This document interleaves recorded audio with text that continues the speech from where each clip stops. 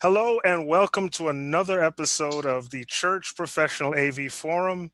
I am your host for the day, Robert Baker, and I'm joined with my co-hosts, and they are Alex, Carell, and Colin.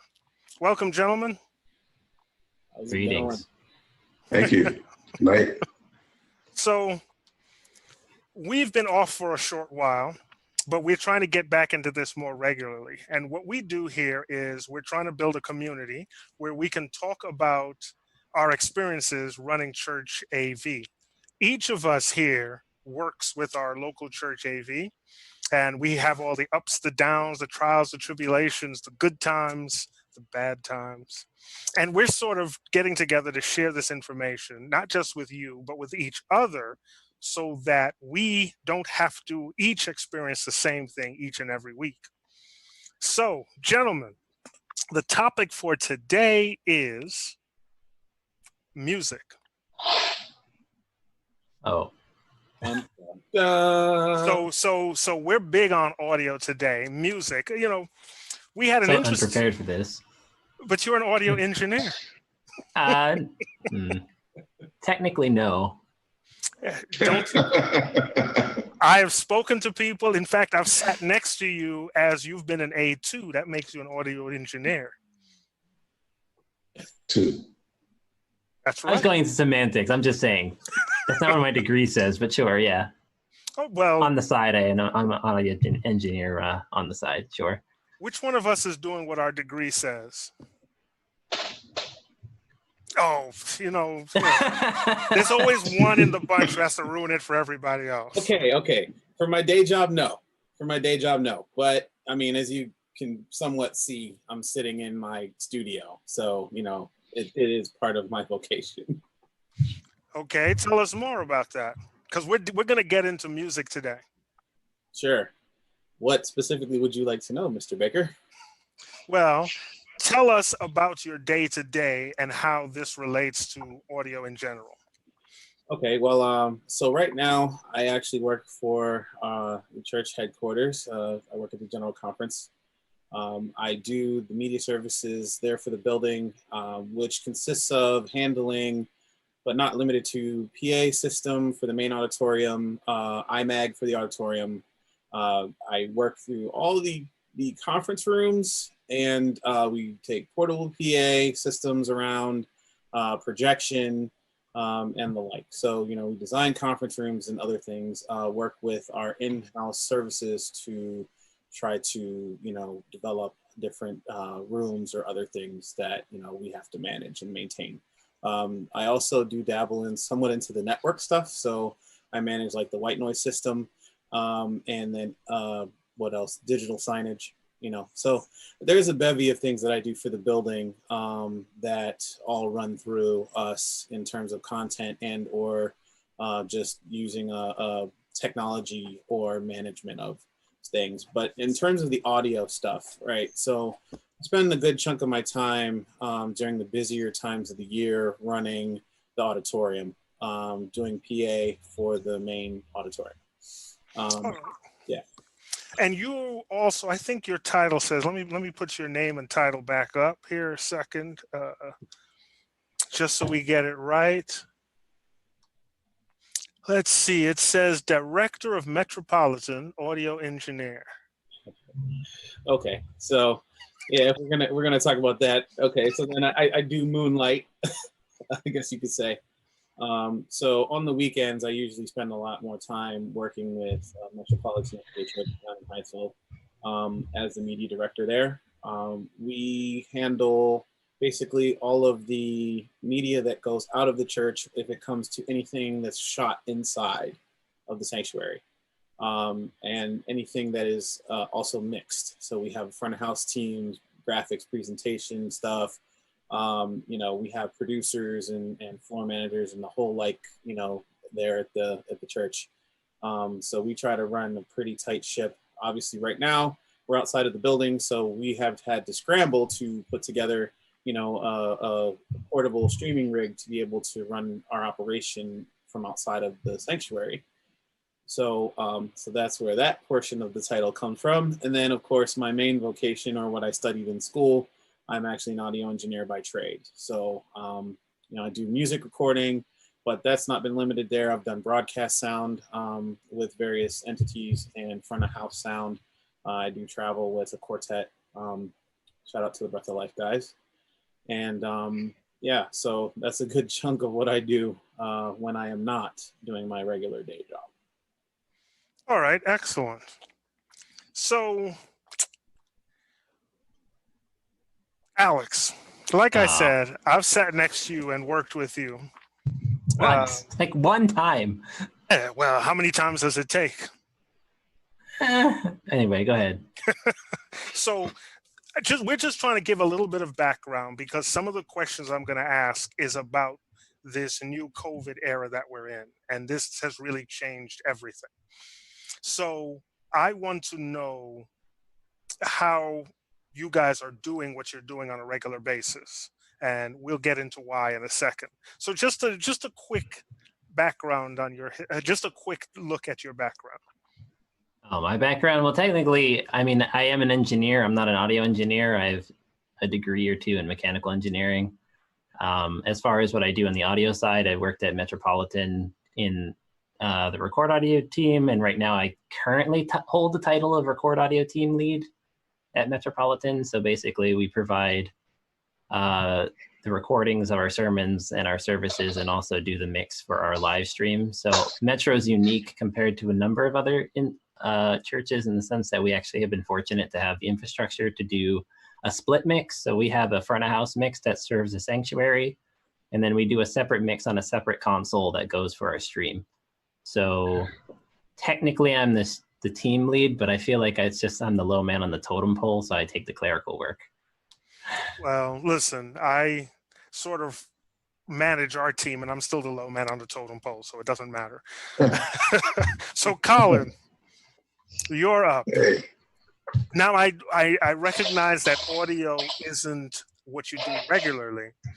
Uh-huh. But since your chair is singing to us, why don't you go ahead and tell us more about The worst.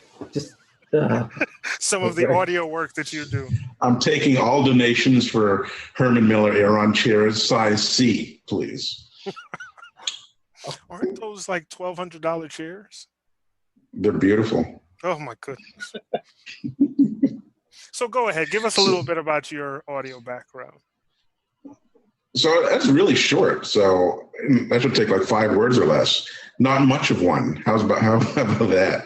But seriously, as far as church AV goes, I actually started out as a volunteer and trained as a volunteer behind the audio console. And this was many, many years ago, close to, oh boy, talking about 25, 26 years ago. No, it was a lot longer than that, closer to 30 years ago.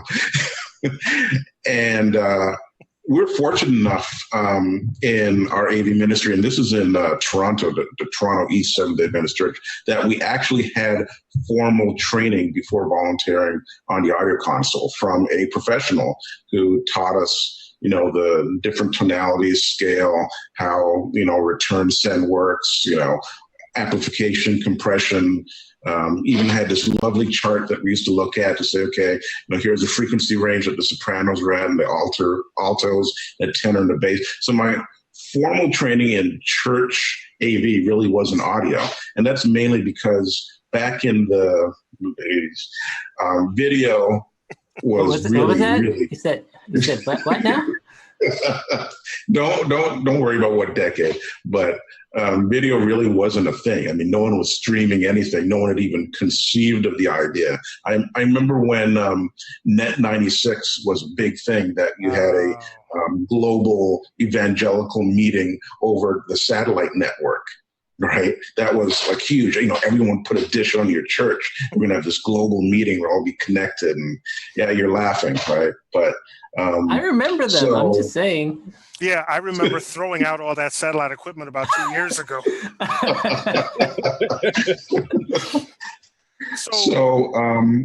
Truthfully, as far as moving pictures are concerned, I started in actual film and cutting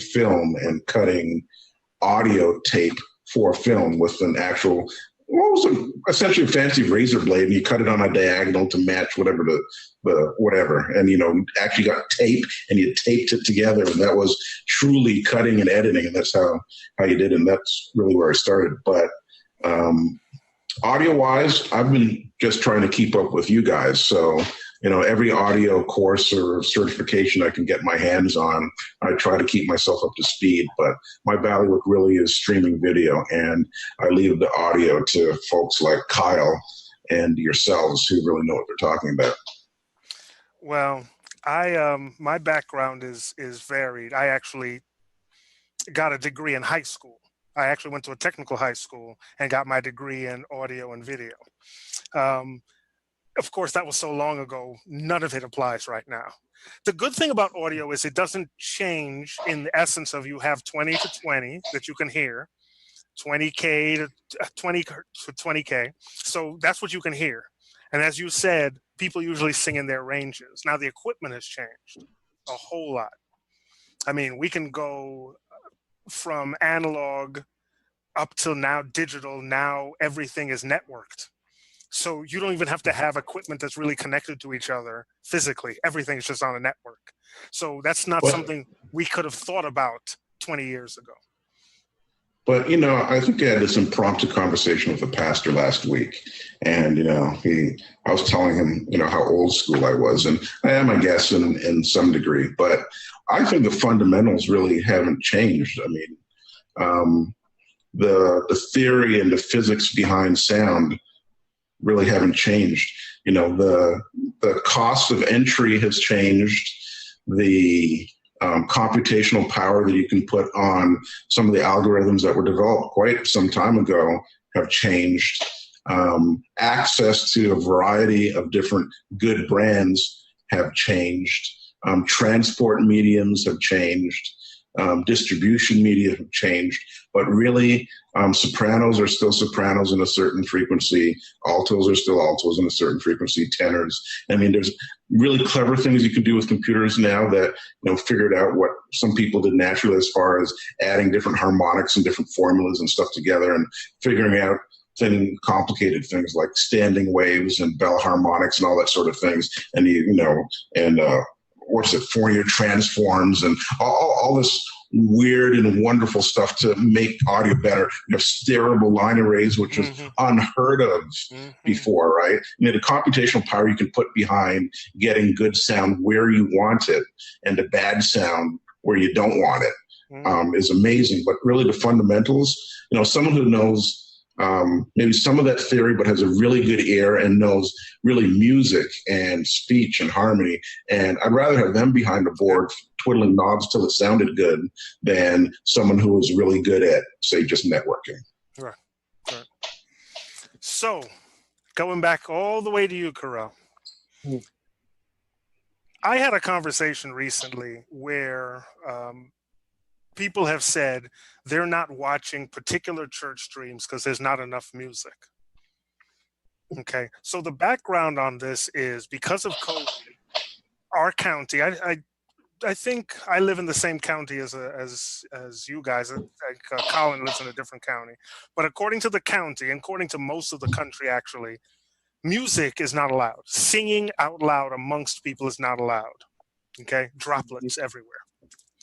So, but people have been able to record not just the choir boxes, that's what I call them, choir boxes, not just choir boxes, which takes a phenomenal amount of work, but they've actually been able to record groups together.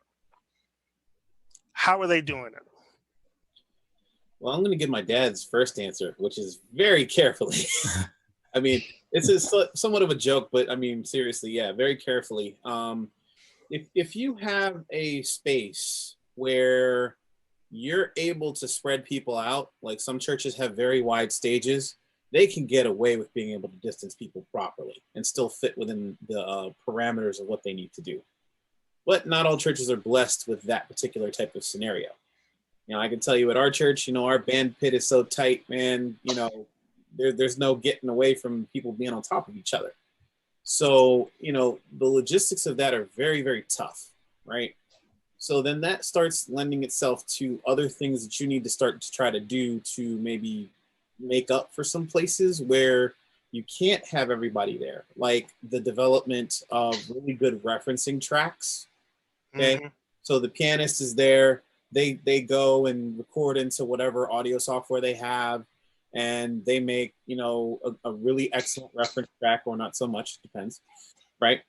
And then maybe they add the bass on top, or they add the drums or whatever, and then you have now reference, and then you send that over to the vocalist, they listen to it, and then they're able to put their parts on top, you know. And here's the thing, right? Within this space, okay, it's already tough enough with churches just getting people that are consistent that can actually perform. Okay. It is a whole nother level now to go to with those that can perform and be on pitch and get the timing right. Okay. Now, when you're in a group, you can kind of, you know, work that through. So the churches that can get together and put those things together, you know, can succeed at that. But for most of the cases for the churches, at least I know in our case, you know, not everybody is able to be in the same space. So we're having to piece things together. So it comes down to a very tight-knit crew of who's doing what. Oh boy, you see, you've opened up a lot of questions. You know, starting with your last sentence, a tight crew. I know from experience, we recently just recorded our band. So we're talking about 4-piece. We had a drummer, a bass guitarist, a keyboardist, and an organist. And it took, because they're sitting in a location that we don't usually have cameras. Now, it was easy to get the audio going because the audio is always there. I just came straight out the board into my little recorder. We had someone all the way in the back recording, but to videotape it, because we don't have a lot of people in there and they're not in a place that gets cameras, it took a couple of hours to get everything set up. Yep. So are you doing this on a regular basis? So the short answer of it is no, our media team is not handling that. Ah. Okay. So what's happened is we have a worship team that is highly intricate, you know, to the development of the worships. Okay. So like I said, we typically cover the stuff inside of the church. Now we will go out and do other things, you know, with our camera crews, but because of timelines and how things have to work, right? Other folks have stepped in and tried to help out in certain ways. And our music department has been very active in that way, right? So they've worked to develop the references. They've worked to get the different musicians to actually tape themselves. Now I can tell you this, you know, because I have the studio, we have actually been tracking the drummer here at my place. And so, you know, I've got my kit set up, you know, or actually he's got his kit set up. We've got the mics in there and we're able to track. And then he just usually sticks his phone, you know, right up on the stand and, you know, has at it and records right with the phone and then sends that in. Now, you know, that also then means that you got to sync things up, right? So the audio and the video have to work together, right? You got to get a reference point for how that's going to come together. And the editing can be, you know, pretty messy, but, you know, the alignments are important and other things which we could really kind of delve deeper into. But just to stay at the granular level of all of this, right? You should turn your camera around and let people see the awesome thing that you're looking at. That's what I was going to say. I can take care of that. Hold on. Let me set up camera 2. He'll be able to take care of it because we have an interesting little thing going. So I'm in the control room, he's in the tracking room. Just right. Wonderful. He's gonna get the second camera set up and he can switch and show you that. But the thing is like it's very intricate what you have to do to get some of this stuff done, and then the editing has to fit with that too, because you know you got to think about when an instrument is there, when it's not there. You got to drop it out, so then the squares that you have all over the screen are going to change, and you know how do you make all this stuff happen and look good and then sound good? So then the other thing is you know some churches have in-house talent that are able to mix the tracks, right? Some churches don't, so they have to go to outside entities that can do it. So what you're seeing in a lot of scenarios with the churches is that some media teams have been able to step in and help out with mixing those things. other groups are getting the tracks done at a high enough level as best they can, and then they're sending them out to another entity to do it, like another recording studio, Right. whatever. Because it's just like how we were talking about in one of the previous conversations about doing church like in the parking lot, right? And we were talking about the whole radio transmitter thing, or having an outside company come in and do it. Same principle. Okay. A lot of these companies now have had to morph into another way of operating since, hey, look, I track the drummer here. It's just him. We stay safe and we do what we need to do to get things done. I would not have a 6-part vocal harmony group in here at all, right? I've kept my doors shut for the studio to that end, but I take on other projects. I've got a choral thing that I'm actually working on right now, for another church that needs some help. So, it's a matter of trying to figure out the best way to make things fit, right? And so once your church has a strategy, here goes the other camera. Oh, sorry, I need to turn off my display. My bad, I wasn't ready for this. No problem. There we go. Wait, And it's I'm gonna- handheld. I'm going to So- put Colin on the spot next, so don't worry about it. So yeah, as you see, probably not the cleanest, miking job in terms of all the. Oh my management. goodness. Hey, I'm a little bit of a stickler. My but bad. I need to turn off my display. I was not ready to do this on this camera. So no, it's It's not a big deal. It's Wow. perfectly okay. We've got everything mic'd up, overheads, everything, and then they'll do the bass tracks and they'll be there cutting things, and so that's a big part of this, understanding the instruments you're working with, getting the stuff cleanly cut, and then getting it off to people that can edit it, because like especially with the vocals, right? You're dealing with folks that might have the expensive microphones and or have something similar to this guy here, right, at home. But their timing might not necessarily be on time, so you got to then try to align the vocals and make everything match and make it seem like that. But then you have the challenge of the video and how the voice is actually moved, right? So anyway, I don't want to hijack the conversation, but hopefully that gives a kind of a context of some of the things that we've had to tackle, when it comes down to making music go, right? Okay. So Alex, let me come to Colin first, because the Okay. question I'm gonna ask him may take some time to get it ready. From a pricing standpoint, I got a 2-part question for you.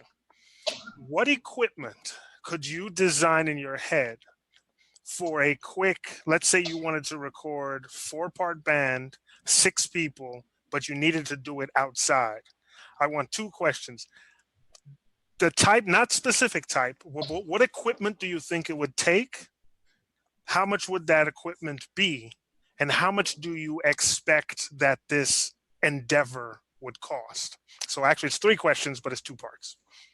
Okay, so we'll come back to you. You can design something quickly. It doesn't have to be specific, and the numbers, we're not going to hold you to it, but it's an idea of, we want people to know, because oftentimes they think it's just so easy. Why don't you just go out? This church out in California is doing it. Why don't you just go do it? And they don't understand the church budget out in California, or if the church is dealing with volunteers or full-time people. So we're going to hold you to that, and we'll come to Alex. Well, let me ask for clarification on your question, though. Mhm. What do you mean by outdoors? Do you mean outside of a facility, or do you mean in the middle of a park with no infrastructure? Outside of your main facility. Okay. So Alex, luckily I didn't get that question, so I'm happy. so you've also done some work remotely, as you said. You're in the music room right now, so we know that you have a background with being able to set this up. What's a time frame on how long it would take to do this? You're going into a facility with nothing. How long would it take to get it set up? We're talking about something small, maybe just a keyboardist. I'm not going to say drummer, because drummer is very intricate. A keyboardist, something else that can do time. Let's say 2 keyboardists, because one was going to play the drums on his keyboard, one is going to play the actual keyboard, and 4 singers. You've got to distance them.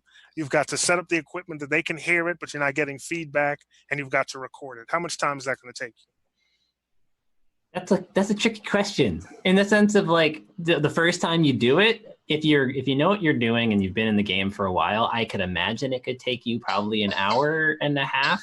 If it's the first time. If you get it down pack and you have a flight kit and you're like, oh, we've been doing this for weeks, then I could imagine you could do it in 20 minutes. I mean, I got back from work, I was like, I need to do this, and I threw all my stuff up, and in less than 20 minutes I had something. But it only comes after you get many reps in it.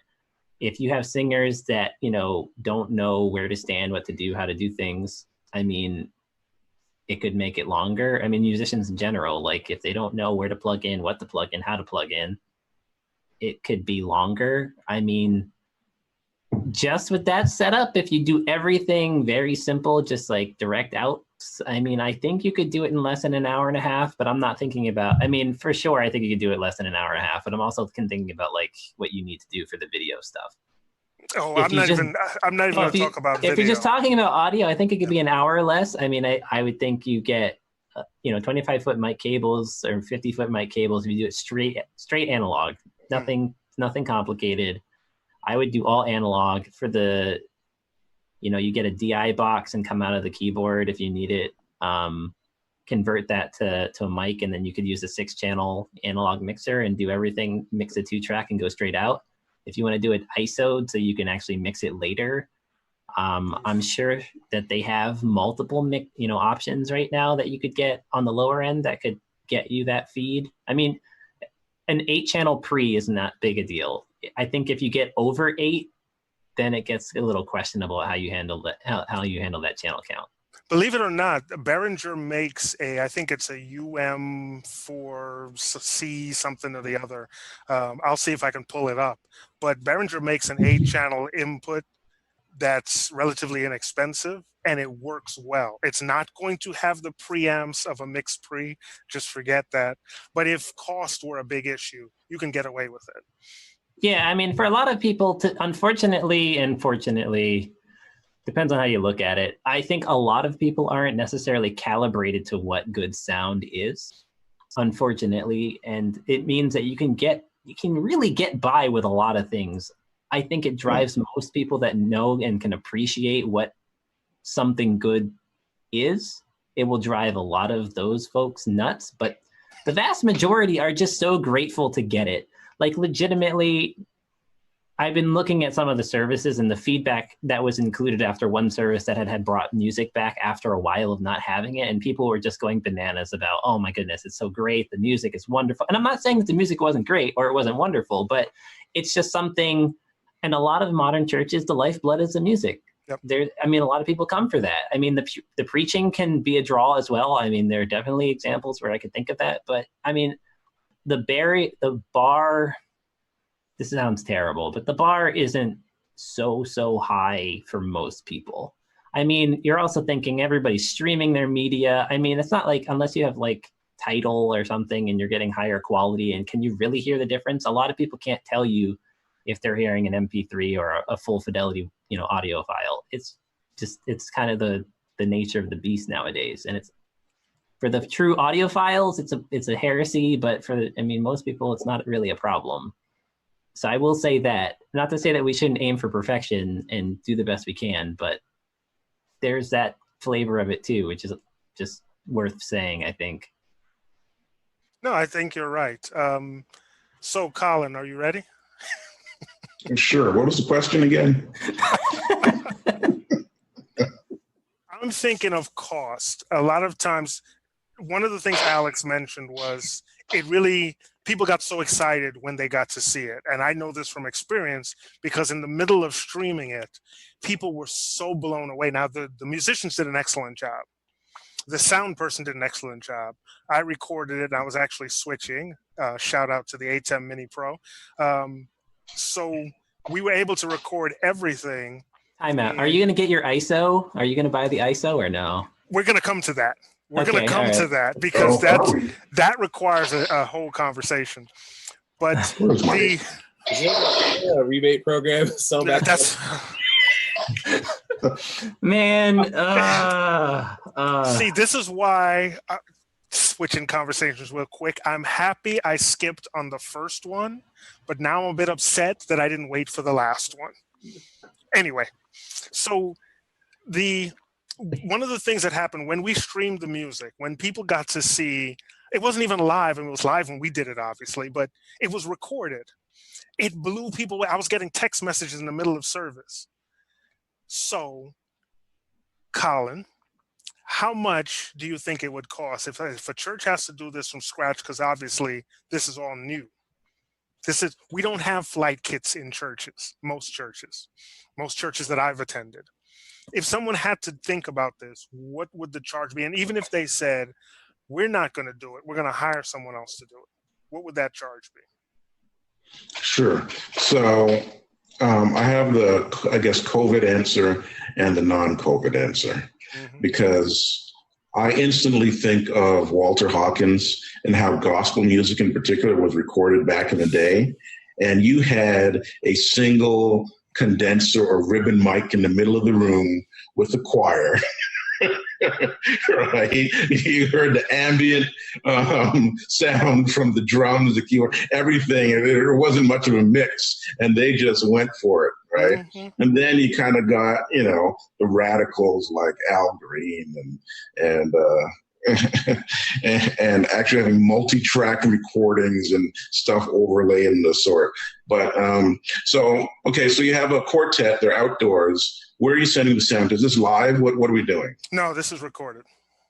Recorded. Yep. So my favorite mic outdoors is the SM58. Right? Nice, rugged, dynamic mic. They range from around $90 to $100, depending on where you buy it. If you get the one with the switch, which I would never do, ever do the SM58S, never. So you're looking at $400 in mics, right? Go to your local Guitar Center or wherever, eBay, Amazon, what have you, get you some mic cables, 25 footers, maybe you're looking at $30-$40, right? You don't have to go get Mogami microphone cables. Ooh. I know Corel wants to, but you don't have to get. I made them myself. So that's even worse. You're like, Mogami isn't good enough. It has to be wholeness cables. Okay. So, and to that, I think the best bang for the buck mixer on the market is still the Behringer X32. And that's going to run you just under $2,000. Even better. Does it have Dante on its stock, or do you have to get the Dante card for it? No, we're not throwing Dante in here, Alex. I'm just asking if you have to convince your pet. Okay, all right. It's not stock. It's not stock. We should explain what Dante is for the people that don't know. Oh, that's another. Dante is. Okay, all right. Fine. Quickly putting digital audio over a network, and away you go, magic, right? But so I'll get a board like that, or I'd even spend less, and I'd get something like the Midas version of the XR18. So what's that? The MR18. MR18. Right. Great box. Has the Midas preamps. Either control it with your computer or tablet or what have you. Great. It's a recording. So the MR18, it's small, it's portable, it's rugged. As long as you don't try to do anything over Wi-Fi, it is a great, great machine. So you're looking at another two. What are we at right now? Okay, so we're still under $3,000, right? And now you need something to record to. Now here's the interesting part, right? So the Behringer version of what I just told you, you can record on a USB stick. The Midas version, you can't. So you might want to stick with one of the M or the X32 variants, because you can record right to that stick. X-Air. That's the X-Air. Right. Version. Yeah. Yes, the X-Air versions. But truthfully, if you're doing a recording, you'd probably want to do it properly and use a DAW, or some people say DAW, which is a digital audio workstation. Right. So I have a question though. Why the mixer as opposed to, if you're talking about like 6 sources, could you get away with a 6-channel consumer brand interface or no? You could. I don't. Yeah. Go I'll ahead, say Mo. this: the sound devices is really good. I have the Mix-Pre 3 too. No. But That's high end consumer grade. Yeah, That's still really up there. expensive. You're paying like I'm talking. Okay, I'm so talking like a You're Zoom. talking like a Tascam Yeah, Zoom H8, yeah, H8. What did we or have in HN4? Metro? We had that iRig, not iRig, sorry. Oh, it'll come back to me. Terrell knows what I'm talking about. Oh, that thing, but that's The only 2 no, channels. sorry, we had a ZI10. That was 4 channels, right? We need Okay. 6 channels, so we wouldn't have enough. Never mind. All right, disregard me. I'm just curious. No. You do make a point. Yeah, there in are a some nutshell, small Alex. ones. No, you don't have the control. That's right? exactly what I was going to seriously. say. Yes. Okay. No, I mean, Well, that's fair bearing right, out, unless yeah. you're going to start adding like outboard equalization and compression or sequence or any of that. No, you can't do anything with your sound. I mean, it's great for interviews. It's great in a pinch. It's great for speech, right? But if you need to do any kind of graphic or parametric equalization, any kind of compression, you need to add delay, any type of effect. No, So I will say this. Yeah, I'm only bringing it up because when you think about it, it's like if you could get the ISO recording and someone has GarageBand or something, then now, or Reaper, because Reaper's $60, right? For most people's use case, it's $60. You get a parametric EQ, you get a compressor, you get all those, you get that whole suite of tools, and now you're doing it in software instead of hardware. So if you're talking about pure money, if you can find a way to get ISO recordings, like individual tracks into a DAW, now you can do all your processing after the fact because it's a recording. I'm just throwing that out there. I'm gonna stop you for 1 second, Colin, because we had a question come in. I hope they're still there. They asked, "Are any of the churches paying the AV team for all the extra work we are doing during COVID?" See how the question changed. I know exactly where. You know what? Let me start because I know exactly where that's coming from. That's Dwayne from Seabrook Church. I'm certain of it. But actually, you know what? I wanted to do this earlier, but my public service announcement. So I was actually kind of horrified and kind of upset is a good word. Not very happy about it. So I was over at that church today, and I was unhappy with the fact that it's just I won't say an act of God, but the church just it's sad. They haven't been pre-COVID. They weren't able to worship in the church because the flat part of the roof caved in, and then once they opened it up, they saw that it needed a lot more remediation. It's going to cost them an absolute fortune. That's sad, but that's not what I'm upset about. I went over there today to assess damage from theft. Someone had, and it's a very, very special person that steals from a church. Right? Shame on you. So first off, if you see on Amazon, eBay, Craigslist, whatever, a Skarhoj, and that's SKAARHOJ PTZ Fly, right? It's a blue joystick for controlling PTZ cameras. Serial number 491340. Again, serial number 491340. It is stolen. Now, these things are custom made, and you could try erasing if you've seen this on YouTube, you could try taking the thing off. The serial number is in the code, okay? So unless you're going to chuck it out the window, send it back to the church, right? If you see it, don't buy it. Serial number 491340, Skarhoj PTZ Fly with the Hall Effect joystick. Not right. So they took that a NDI PTZ camera, 110-inch monitors. In fact, they dropped one and cracked it, so they left it there. And the other one they took. So, as I said, very special person. And by special, that's a euphemism that steals from a church. But anyways, continue with this question. I just had to put that out there. Yeah, that is something that we could each look out for. Because you're right, it is a special person that steals from a church. God will take care of them. So the question is, and I hear all the work that Corel is talking about. I hear all of the work that many of our churches go through. And you're talking about professionals. it's hard to say. I would love to get a poll out there to find out, because I would love to compare. I would love to do a test and see, are the paid people, is their quality much better than the volunteers? Because one of the problems we're having is the volunteers now have to go back to work. So they don't have the free time to do all this during the week. And this takes a lot of time. So I don't know. That is a very good question. For me, I think it's Matt. I was thinking about this when Carell was talking earlier about how much work he was putting into, putting those virtual choirs together. And I'm speaking to one of the media ministry folks at New Hope, and that he had put together a band. I said, "Oh, they sound really good." And he said, "Well, let me tell you what I had to do with all those parts to put it together."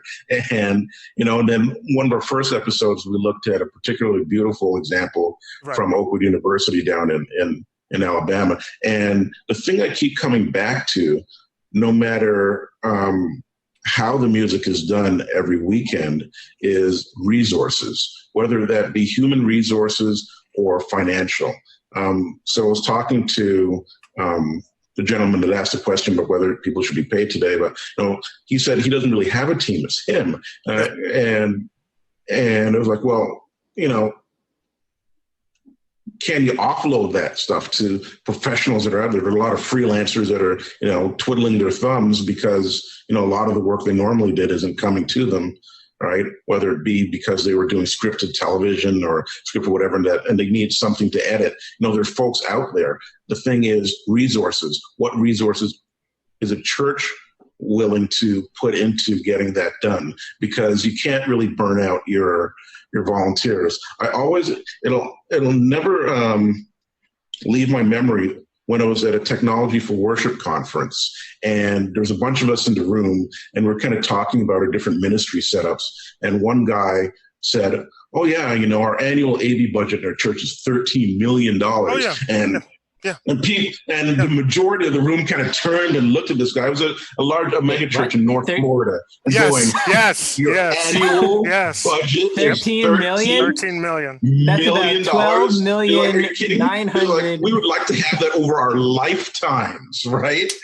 Oh, man. But, but the thing is, that mega church is nothing compared to even a few of these, what I'd call centrally managed churches, whether it be the AME church or the Baptist church or the Adventist church or the Catholic, whatever.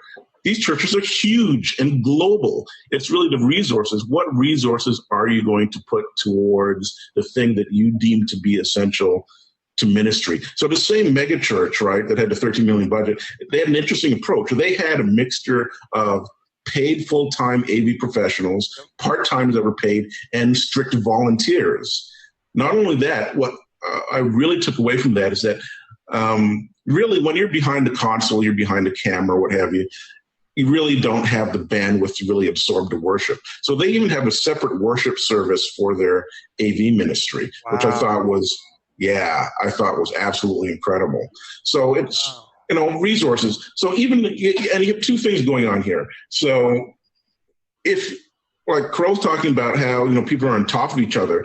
If you have a small church, you really don't have the opportunity unless you go outside, and I know where you're going with that, Robert, to have a socially distant praise team or choir or what have you. You just simply don't have the room. You look at, mega churches or grand stages like Oakwood University Church, and, they could have like 30 people 6 feet apart and not fill up the stage, right? That's possible. Some other churches are laid out like that, and they have a modern theater type layout like Sligo here, that you could do that. And that cuts down on a lot of the post-production and the editing and the syncing and all that other stuff.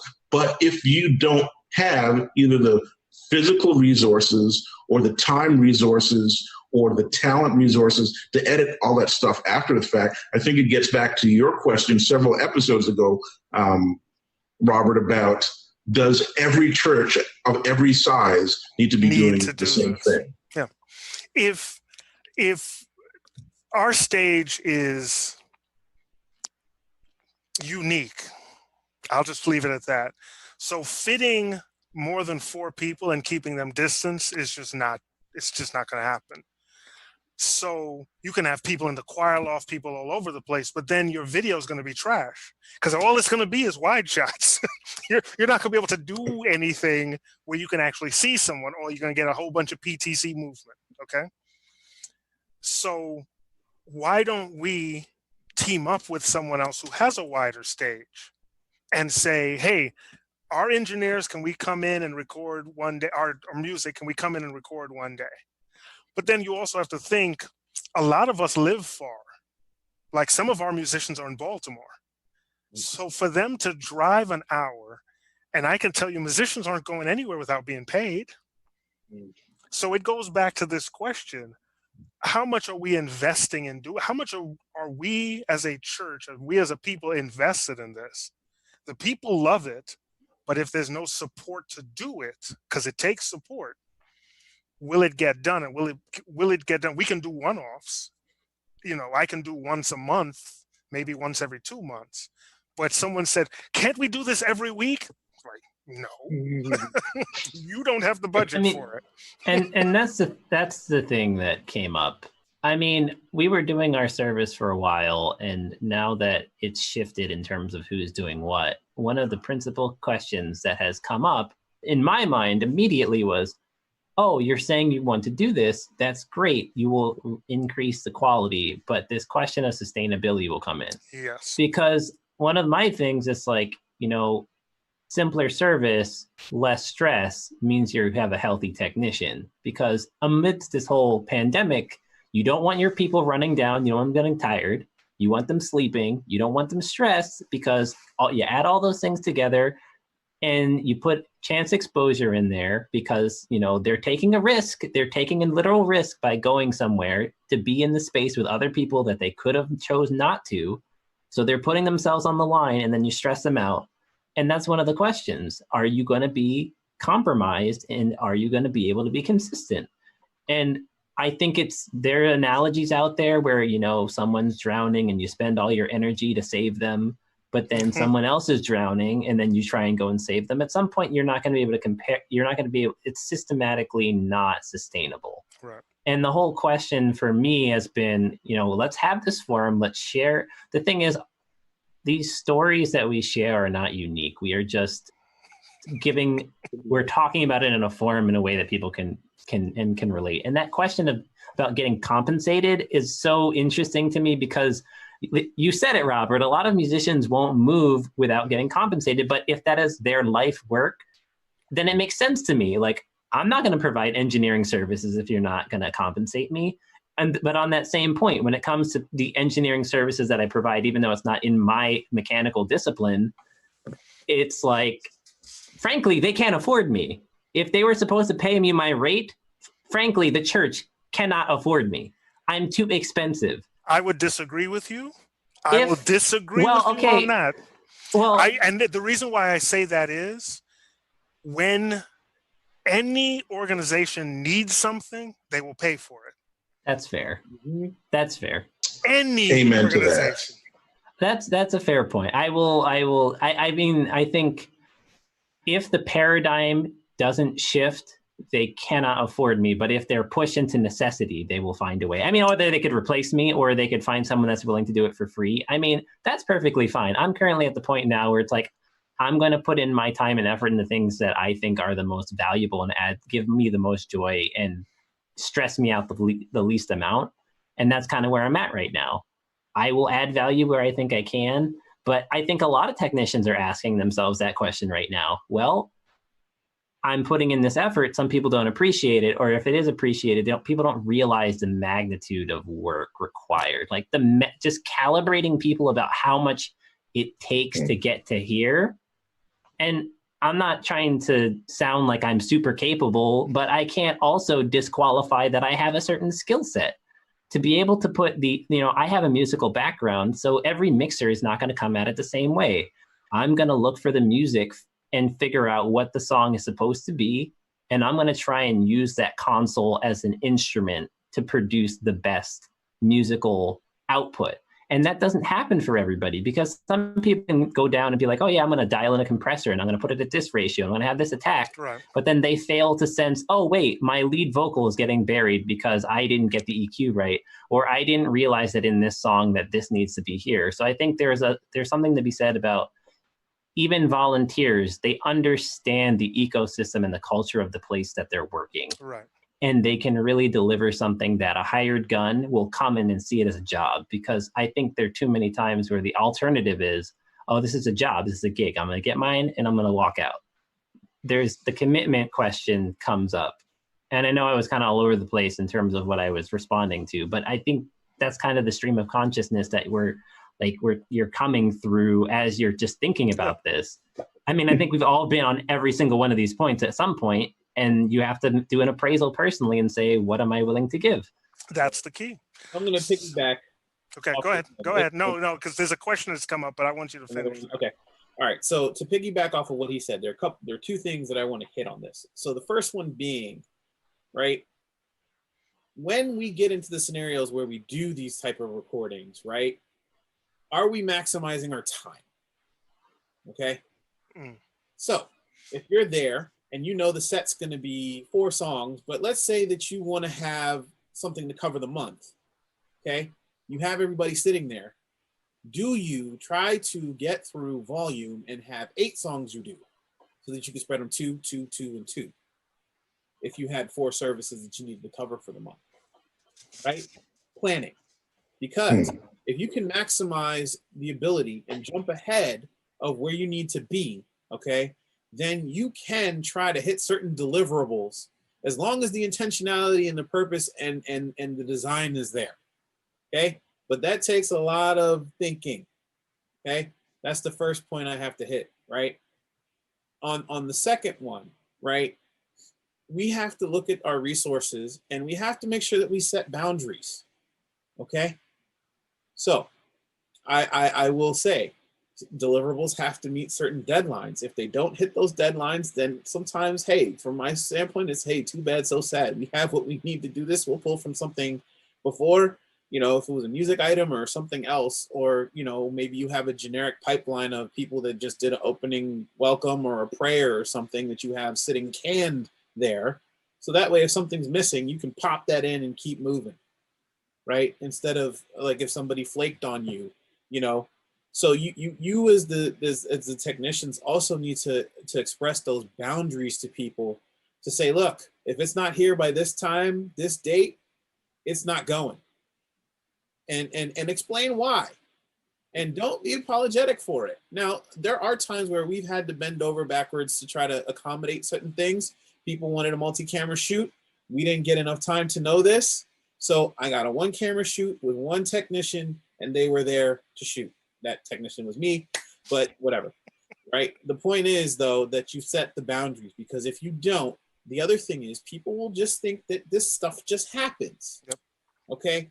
And so we cannot allow that to continue.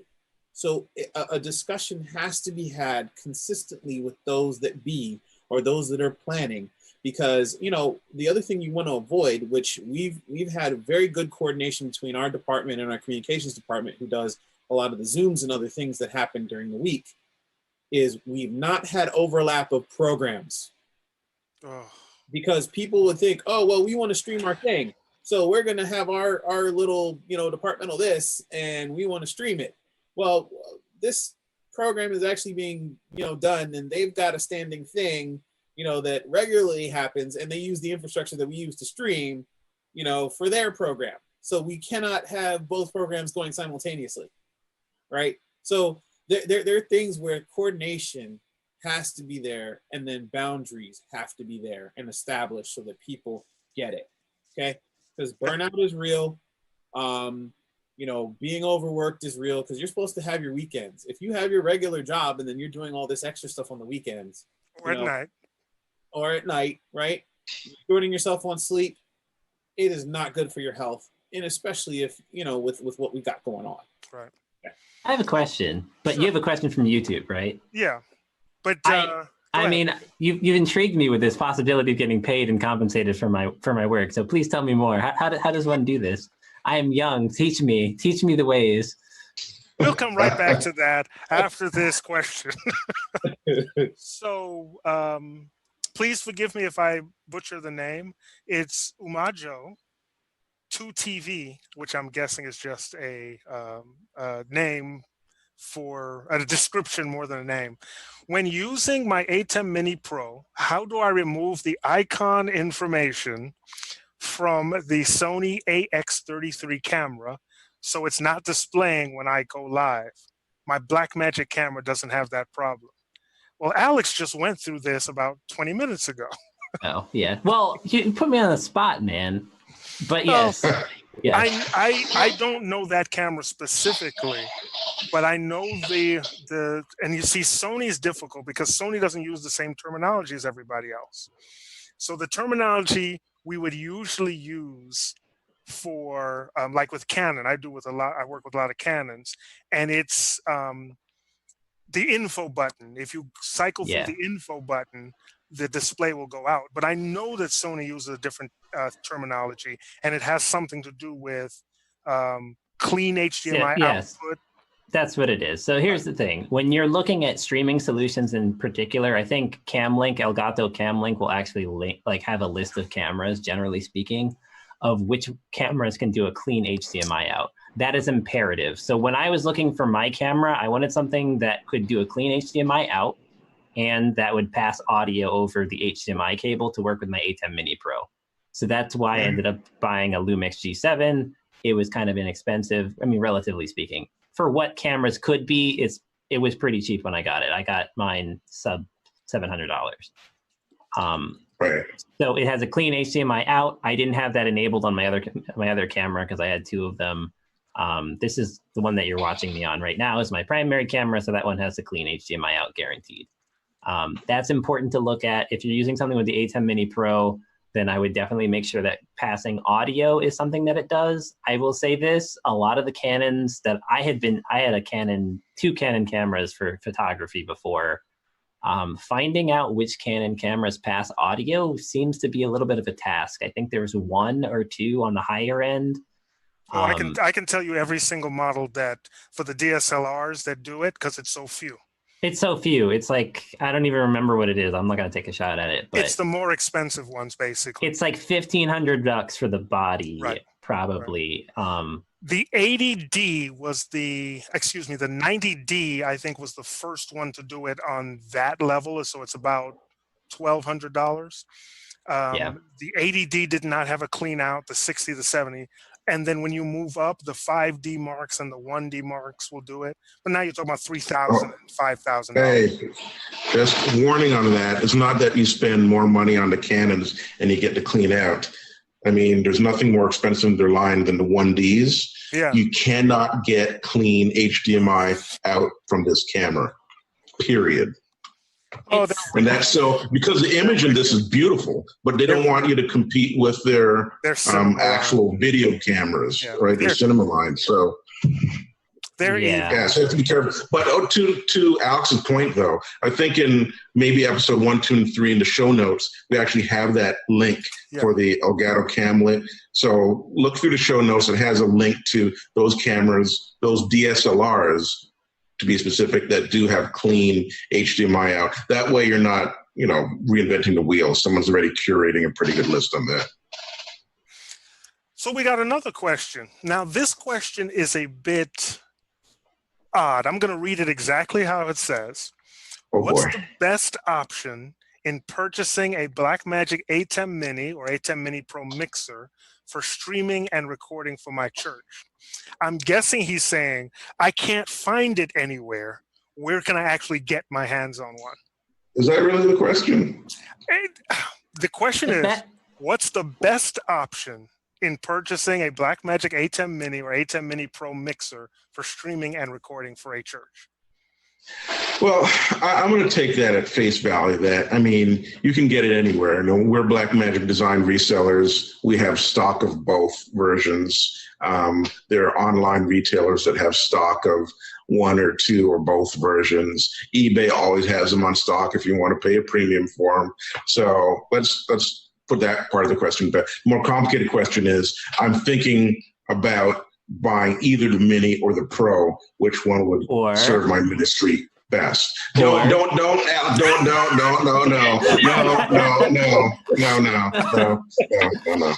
We don't know when or if we'll see that device. Fair Okay, enough. so fair enough. Okay. So very, very simple answer to that question, right? If you already have a workflow that, see, I can speak with comfort now that we're not talking about music.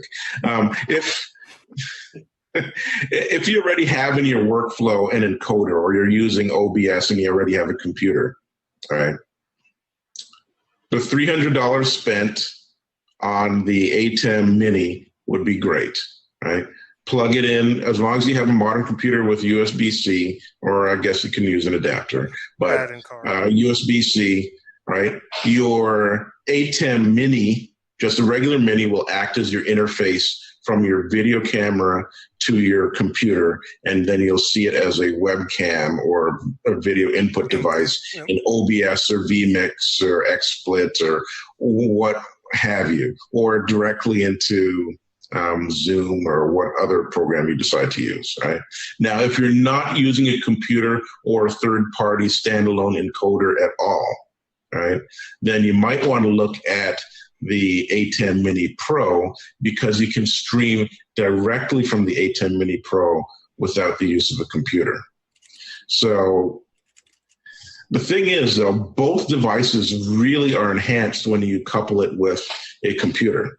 And as far as downloading graphics for titles, using their free control software for audio and for setup and all that other thing, you probably want to have a computer in the mix. So if you already have a computer and money is tight, I'd go with ATEM Mini. If you don't have a computer at all, or the additional features of the ATEM Mini Pro are attractive enough for the couple $100 that you're going to spend more on the ATEM Mini Pro, I'd go for that. Now, as Alex was alluding to, there's a third version of the ATEM Mini coming, and it's called the ATEM Mini Pro ISO, and it allows you to record what are called isolated records, or ISOs, for each of the incoming video sources. And on top of that, it generates what's called an edit decision list, or EDL. So you can dump that metadata and your video into Blackmagic Design's editor called Resolve, and all of the mixes that you do live and in real time, all of that will be laid out in your edit decision list or in your timeline for you. So if you needed to change something in your program, it's already pretty much done. It's edited live, but you wanted to change something, you could drop in a still here or change a clip there, but most of the work is already pre-done. That workflow is very exciting to a lot of people, because that's what they do post-production anyways, and it'll save them a lot of time. The thing is, that product is not shipping in quantity yet. I will not say it's not shipping. You can get it, but it's not shipping in quantity yet. So if you decided you wanted to get it today, you'll probably be waiting several months to get it, unless you decided to import it from another region on the planet. But that's nothing I condone. So I would say, you asked that question earlier, Alex, would we get it? It would make my life a lot easier. There's some work that I'm getting into now, especially recording shows. You know, we're going into people's homes, just one or two people, recording different events, whether it's cooking or exercising or whatever. And being able to switch live and then say, oops, I made a mistake, but I'm covered? Oh, please. Listen, there's a television station I worked at, and they didn't start recording ISO recordings until maybe half a year ago. So the ability to do it for $800, okay, $900. Let's be honest. $895 plus. It's like my dad. He leaves off the significant digits. Yeah. But even still, for $900, you get 4 inputs, 5 recordings, plus an EDL that you can just say, I'm going to drop this right into DaVinci Resolve. Well, technically you get 7 recordings because you get the audio tracks too. So it's the 4 inputs on the HDMI program out, and then the 2 audio channels are you actually get all of the audio split in the audio tracks in a separate folder, so you could mix it after the fact if you wanted to use your DAW to remix the audio however you want. Stop trying to make me spend money. I mean, the look, good thing is, if I put my lightly used ATEM Mini Pro for sale, I can still get top dollar for it. yeah. Yes, but I mean, how long is that gap going to be between the sale of the Pro? Because your Pro is going to fly off the shelf if someone's going to buy it, and by the time you get the ISO. No, it's going to be a while, and it breaks my heart, honestly. It really does. I was before I got my Pro, I was like, oh, ATEM Mini, let me get one. And then I like the Thursday before I was like figured out who I could get it from. They were like, oh yeah, the Pro. And I was just like, really guys? And then the Pro came, and now I'm just like, well, I mean, I don't necessarily have the work that warrants it. So this is where, essentially me buying the Pro is looking at, okay, what I'm doing, not necessarily now, but in the future, but I'm going to buy this $600 piece of equipment to support my church programming. That's something that I haven't told anybody. It is now common knowledge because of this, but I think it's worth saying, because how much equipment have people purchased and acquired or worked their way to get that a lot of the church people don't really appreciate? That you kind of, oh, wait, I don't have this adapter. I don't have this converter. Oh, we need to have this switcher to run this a certain way.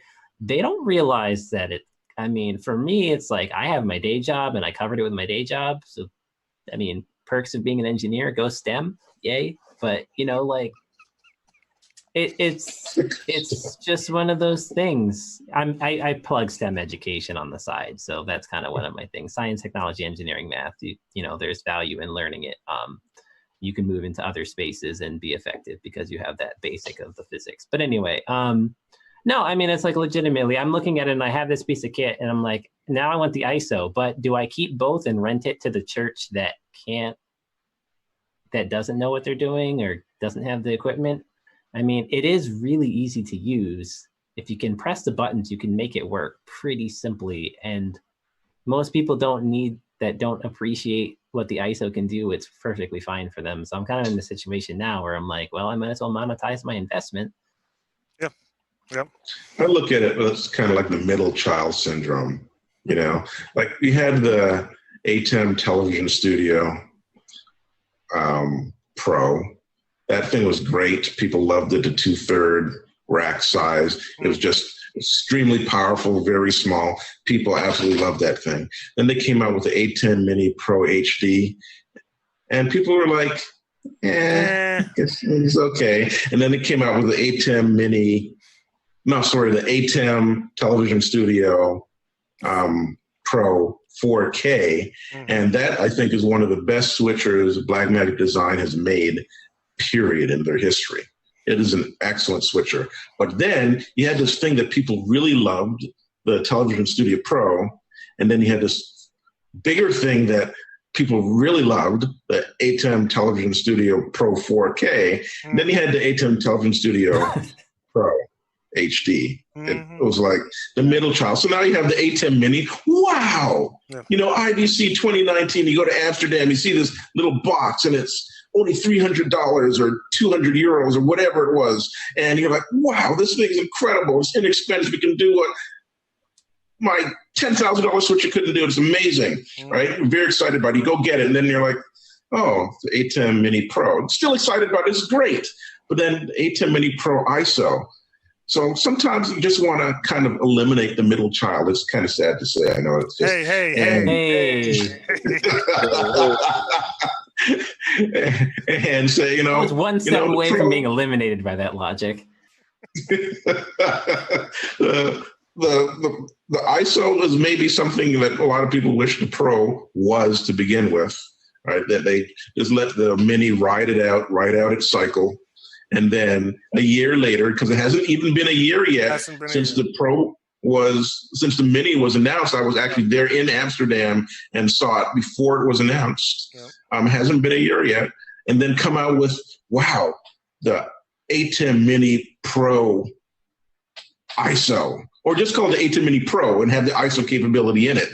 right, would absolutely blow people's minds, right? And give the production line time to ramp up, Right. and you can sell that thing and people have it, you can get a hold of it, etc.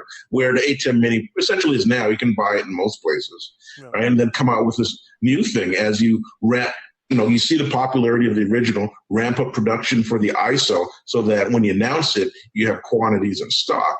That would have been amazing. So I don't know. It's maybe if I think back to other projects, there's been other middle children in the Blackmagic Design product line that shouldn't have really been there. Right. Sorry, guys. Middle. I will say one thing though. I know it's going to happen. If I buy a Pro ISO, 3 months later, they're going to be like, we're coming out with the ATEM Mini 2 with a second HDMI output. Oh, that does multi-view on one and does the program feed on the other. And then I will just throw up my hands and cry. They would make so many people angry. And the people would still buy the stuff. And they would still buy it. That's the thing. They'd still buy it. I would buy it. There's a question for clarification. I know the answer, but I'll let Colin answer it. Oh, dear. Imajo, which is let's see, it's Kwanzaa. It means it's a Kwanzaa principle, excuse me. So Umajo asked, why would someone use OBS or Elgato with an ATEM Mini Pro? Doesn't the ATEM Mini Pro have an encoder? Am I missing something? No. So that was the scenario I was laying out. Either you use a computer or you use the ATEM Mini Pro to stream. But here's a big, so a lot of people use their switchers as switchers. A perfect example is the NewTek TriCaster. Most people using TriCasters that I knew of never turned on the streaming capability. They used it as a recorder. They used it as a playback server. They used it as a switcher, as a compositor, for green screen and what have you. But they never streamed from it. They had either an offboard, either using Wirecast or something on a higher end like Elemental or what have you, or Videonica. They're using some third-party encoder. Sometimes you don't want all of your eggs in the same basket, right? It's all about your production design and your network design and how you want to, let's say, up-armor your production, right? So sometimes you don't want the same device doing everything so that if there's a malfunction, your entire production comes screeching down to a halt, right? Ideally, you want cascading failures so that something breaks, you can replace it with the backup. Something else breaks, you can replace it with the backup. Something else breaks, but everything breaks at the same time, and it's a lot to manage, especially if you're doing a live production as opposed to live to tape. So that's a simple answer to that question. That leads me, I know we're running out of time now. We're a little bit over, but that leads me to a discussion. And I know what Alex is going to say, but that leads me to a discussion, hardware versus software. And boy. We're not going to get into it now. I think we're going to hold that till next time because I can give a whole scenario. I have actually this is my first fully software stream. And by fully software, I just mean the switching and the streaming is done on one piece of hardware. I have the trial of vMix, the full-blown version, and I'm sorry, Wirecast, you are so out of my life. You're just gone. I'm sorry. But I do want to have that conversation about hardware versus software. Now, we brought it up sort of with audio, and it applies to both worlds. And so I would like to have that next time. Guys, if you're in the chat and there's something you want us to cover, we are trying to do this more often, especially now that I've scaled down my setup and it should be easier. We're trying to do this more often. It's really just a scheduling issue. But if there's questions you want us to answer, you can email us, and we're supposed to be working on that email thing, right? Here's what you do. Email me through the website, through YouTube, or you could reach out to me at consulting@spaceage-llc.com, and I'll work on a way where we can get a group email. So if you email me, everybody will get it. We'll take care of that. Listen, gentlemen, I know we've gone over. Thank you all so much. I really appreciate these conversations, and it's helpful. And let's reach out to our friends and drag them into this forum. It'll be a little bit more work on my end, but I think it'll be fun for us to bring in some more voices, especially when we're talking about the compensation piece, which is it's a whole different world. 8 months ago, Yeah. it would be harder to have these conversations, but it's almost become a necessity at this point. I think that's the bottom line. If we're to give Dwayne an answer on that one, I think necessity is there. There is a case to go to the church leadership and say, hey, this is a necessity. We can't burn out the volunteers. You need to compensate somebody. Yeah. Even a stipend would just be nice. Yeah. Yeah. All right. Umoja, excuse me. Hey, we're getting some good reviews. People are really enjoying it. So let's schedule something. Let me know when you guys are available next time, and we can start out with the conversation, hardware versus software. What were you saying I was going to say? I'm curious now. I guess we'll have to wait until the next time. Gotta have to wait till the next Let's make it time. next time. So Yeah. you have prayer, Robert? We didn't start with prayer. I blame didn't? you guys for not reminding me. Uh-huh. Yeah, let us pray. Lord, we really appreciate this time together. We apologize for not giving you the glory and honor for giving us the ability to do this, the forum to do this, and even the listeners, the viewers who came to watch. Please be with these gentlemen, bless them, bless their households, help us to be able to meet again to talk more about how we serve you with the gifts you've given us. Amen. Mhm. Gentlemen, so I'm going to go straight to the video out. It's been a pleasure. I will speak to you all again. See you guys next time.